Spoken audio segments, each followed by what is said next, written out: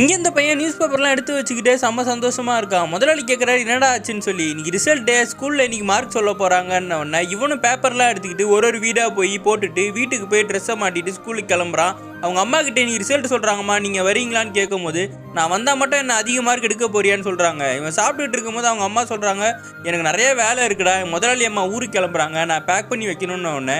இவனும் புரிஞ்சுக்கிட்டு நீ சாப்பிட்றியாம்மான்னு கேட்குறான். இல்லைடா நான் கிளம்புறேன்னு அவங்க கிளம்புறாங்க.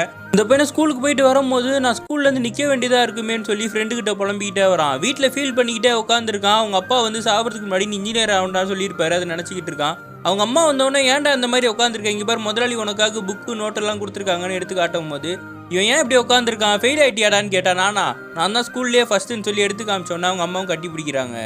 இந்த பையன் நான் நியூஸ் பேப்பர் போடுற வேலைக்கெல்லாம் போகலாமா, ஸ்கூல் காலையில் சீக்கிரமாக வர சொல்லியிருக்காங்கன்னும் போது நீ படித்ததெல்லாம் போதும், பேரெழுத கற்றுக்கிட்ட, கணக்கு போட கற்றுக்கிட்டல போதுன்னும் போது இந்த பையன் டென்ஷன் ஆகிறான். அவங்க சொல்கிறாங்க 1000 ரூபா கொடுக்குற சம்பளத்தை விட்டு நீ எங்கடா போகிற, இன்ஜினியர் ஆகி நீ ஒன்றும் பண்ண போகிறது இல்லைன்னொடனே இவன் பக்கத்தில் வரான். அவங்க அம்மா சொல்கிறாங்க இவ்வளோ அதிர்ஷ்டம் இருந்தால் நீ ஏன்டா இந்த வீட்டில் பிறந்திருக்க போகிறன்னொடனே இவனும் ஃபீல் பண்ணி அவங்க அம்மா மடியில் சாயிறான்.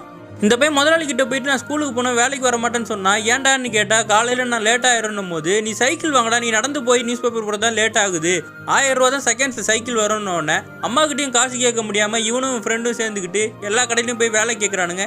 எங்கேயுமே கிடைக்கல. அப்போ ஃப்ரெண்டு ஐடியா கொடுக்குறான், ரயில்வே ஸ்டேஷன்லேருந்து ஒரு சைக்கிளை திருடி கலரை மாற்றிலான்டான்னு. இந்த பையன் டென்ஷன் ஆகி நான் எக்காரணத்தை வந்து ஸ்கூலுக்கு போகாமல் இருப்பேனே தவிர ஆனால் திருட மட்டும் மாட்டேன்னு சொல்லிடுறான்.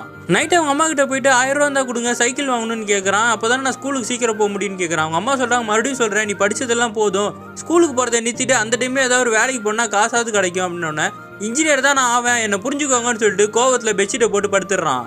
இவனும் நியூஸ் பேப்பர் போடும்போது ஒரு வீடு திறந்துருக்கு, செக்யூரிட்டி தூங்குறான்னு சொல்லி அங்கே இருக்க சைக்கிளை திடீர்றான். செக்யூரிட்டி துரத்திக்கிட்டே வராரு. இவன் பயத்தில் போனவன் ஒரு காரில் ஆக்சிடென்ட் ஆயிடுது. இது எல்லாமே இந்த பையனுக்கு கனவு தான்.